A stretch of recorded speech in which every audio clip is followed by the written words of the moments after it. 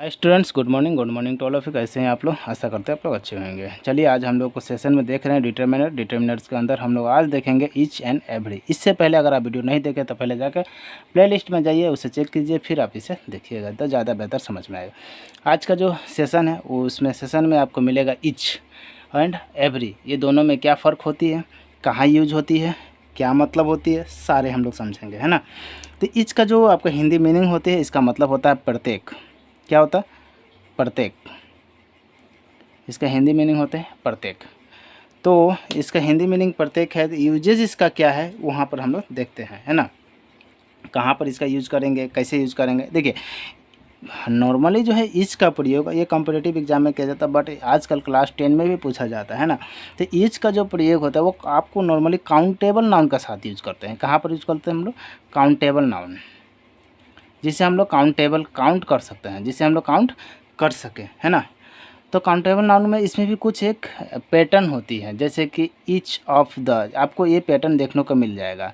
Each of the, ये आपको एक पैटर्न देखने को मिलेगा, ठीक है। तो इसमें ईच ऑफ द होगा, एवरी ऑफ द नहीं हो सकता है, ये ईच ऑफ द ही होता है, ये एक पैटर्न सी होती है। तो ईच ऑफ द के बाद आपको जो है एक नाउन मिलेगा जो कि प्लूरल नाउन होता है। क्या नाउन होता है? प्लूरल नाउन मिलेगा, ठीक है। और इसके साथ आपको वर्ब, लेकिन इतना आपको यूजेस नहीं करना है, इसके साथ आपको वर्ब यूज़ किया जाता है, ठीक है। प्लूरल वर्ब भी यूज होता है, तो इतना नहीं सोचना है, बस आपको यहाँ से यहाँ तक ही ध्यान देना है। ईच जो है इसका आगे आगे आपको ऑफ और द मिलेगा, ठीक है। तो आपको ध्यान यहाँ पर ही देना है, ऑफ और दो है या नहीं है। तो अगर ऑफ और दो है तो आपको बिना सोचे समझे क्या यूज कर देना है? ईच इस्तेमाल कर देना है, उसके साथ एवरी यूज नहीं कीजिएगा, ठीक है। अब देखिए एवरी, इसी के साथ मैं बता रहा हूँ एवरी, है ना। एवरी का मतलब भी होता है हर एक। क्या होता है मतलब? हर एक।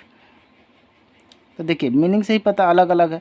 ईच का मतलब था प्रत्येक, एवरी का मतलब है हर एक।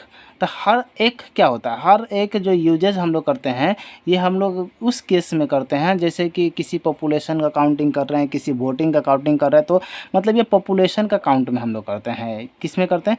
पॉपुलेशन का हम लोग का जब काउंट करते हैं तो उसमें हम लोग यूज़ करते हैं, ठीक है। या फिर किसी बहुत सारे रैली होते हैं उसमें हम लोग एवरी करते हैं, तो बहुत सारी चीज़ें। लेकिन इसकी जो हम बता रहा हूँ ईच का जो प्रयोग होता है वो ऑफ और द का साथ ही इस्तेमाल किया जाता है। समझ पा रहे हैं? तो देखिए जैसे कि इसका एग्जाम्पल्स आप लोग बेहतर समझेंगे, तो चलिए इसका एक एग्जाम्पल्स देखते हैं। एग्जाम्पल नंबर 1 में है, देखिए days of the boys, days of the boys were given, days sorry क्या लिखा, days of the boys were given a prize, days of the boys were given a prize. तो इसमें क्या लगेगा आप बताइए? ईच लगेगा या फिर एवरी लगेगा? तो यहाँ पर हम लोग देखिए ऑफ द का यूज हुआ है, तो यहाँ पर हम लोग लगाएंगे ईच ऑफ, ईच लगाएंगे, ऑफ तो ऑलरेडी है तो ईच यूज इस्तेमाल किया जाएगा। सेकंड क्वेश्चन में चलिए देखते हैं। Dash citizen has the right to vote, ठीक है। Dash citizen has the right to vote, तो यहाँ पर क्या होगा? ईच सिटीजन होगा या एवरी सिटीजन होगा? तो यहाँ पर हो जाएगा आपका every citizen has the right to vote. हाँ, ये टू अलग है। तो आप समझ पा रहे हैं कि कहाँ पर कैसे इस्तेमाल करना है, ईच का प्रयोग कहाँ करना है, एवरी का इस्तेमाल कहाँ करना है, आपको ज़्यादा समझ में आ रहा होगा।